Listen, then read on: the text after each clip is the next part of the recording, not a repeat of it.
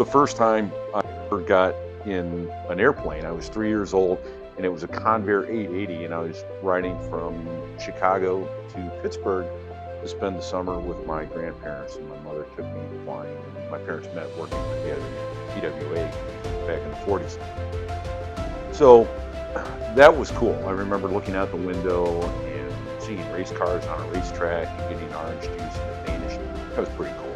The next time I really remember spending any time in an airplane and seeing the cockpit, I was in the right seat of a Piper Aztec, and a friend of my mother's was a doctor who came to get me at school. I went to a boarding school about 200 miles from home, and for a long holiday break, he came up to pick me up in his Aztec, and I got to fly in the right seat on the way back, and I got to fly the airplane a little bit. And this is pretty cool. This is neat. But what really turned me on to it was rolling out on the final and seeing the runway coming down, touching down. Oh, this is neat. I could do this. This would be fun.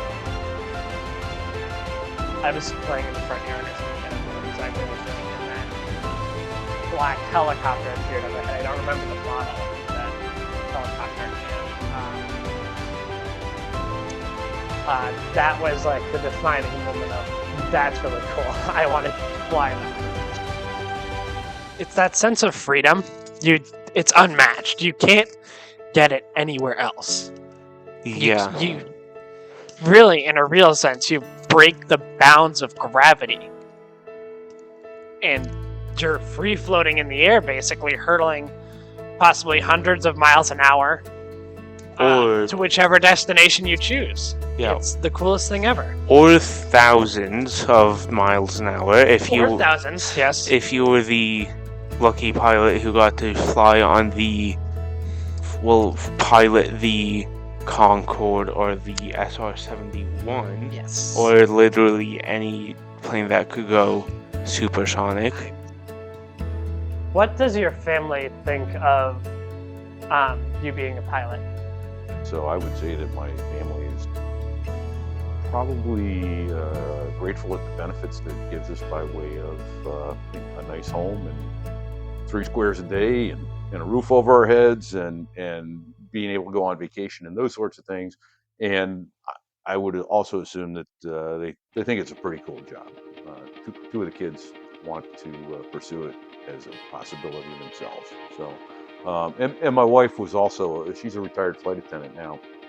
She loves to travel, so I don't think it has any trepidation over the fact that I'm in commercial aviation. Yeah. What is it about aviation that generates that interest for you? Well, it's the old joke. My 3rd grade teacher told me no one's ever going to pay you to stare out the window. So, there's nothing like it in the world. When you look at tactical aviation, or even for that matter, starting off in civilian aviation, you get to see the world from an entirely different perspective than you do for your entire life up to that point. The views are spectacular, be it over the flat prairies or in the mountains or on the coastal area.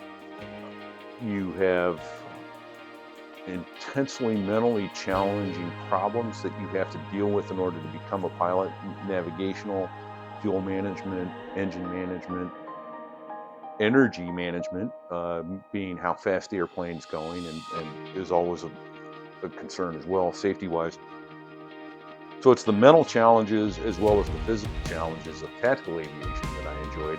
And, well, commercial aviation is probably one of the more boring jobs on the planet. It's boring because we study our backsides off. We are constantly training and constantly studying. If you show up for work and you're not prepared to do a flight, it readily shows, and you're kind of viewed as an idiot and no one wants to fly with you. So it's still a mental challenge to go to work, and that I enjoy. That's part of it that I still like, the fact that I have the mental challenge. And then there's the added benefit of getting to see amazing cities like Paris and Dubai and Singapore, Sydney, Honolulu, Anchorage. and then I have to go back to work the next week and do it all over again. So, and no, I'm not kidding. I have had those cities in a single week. So, yeah. In your opinion, what is the beauty of flight? I have to say that when I think about it, tens of thousands of years of human history, men and women have stared up at the skies and watched birds fly and stood on the edges of cliffs on mountainsides and looked at the views and only dreamed of what it could possibly look like. And it's only been in the past 120 years, 119 years, that flight has actually been possible from the perspective of powered sustained flight. I mean, there's been hot air balloons, it was a little bit before that. And I feel blessed to be alive in a time that aviation had grown from its nascent stages. Literally, when I was a little kid, piston-driven propeller engines were still the norm in commercial aviation. There were jet engines out there, but they were not the commonplace. They were for long-haul transcontinental. If you were flying from Boston to New York or Boston to Chicago, you were going to go in a DC-3 or a DC-6, something with 4 piston engines. It wasn't until the mid-60s that you started to see jet engines on those routes more commonly.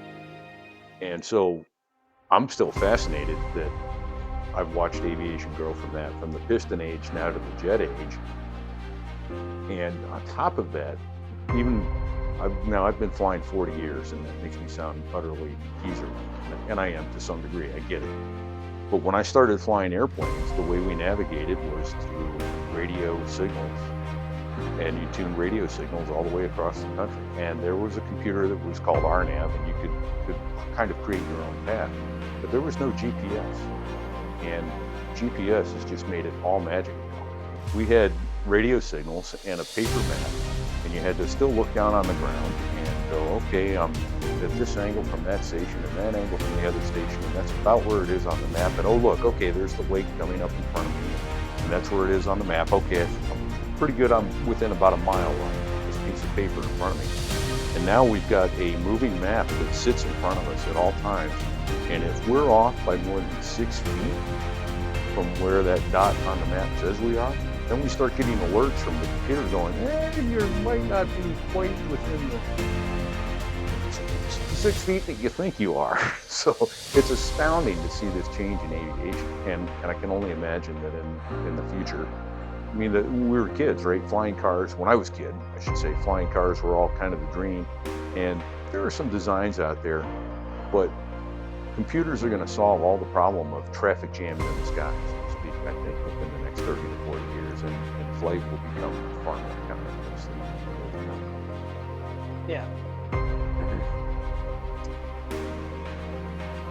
Do you remember what your friends in primary school thought about this idea when you thought you were going to become a pilot then?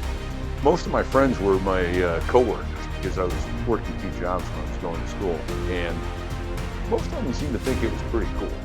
They, at one point, what they call me, Private Pete or something like that, and then Pilot Pete, because they knew I was going to go in the military and fly. But I also was the one that they came to. For instance, I was at the hotel, I was working in the hotel as a bell captain, and I remember the night that DC-9, I think it was Queen Anne, crashed coming out of New Orleans with wind shear on takeoff. And they all came to me like I was some kind of expert because I had my private pilot. And I knew about wind shear, but I was like, ooh, this is, I don't know. You know, you're asking me things that are well beyond my scope of expertise yet. But I still wanted to learn. But I would say that most of my friends and coworkers were excited for me in the sense of, oh, this is something different. This is not a path that a lot of people choose. And then they turned to me for expertise. And so, it felt kind of special.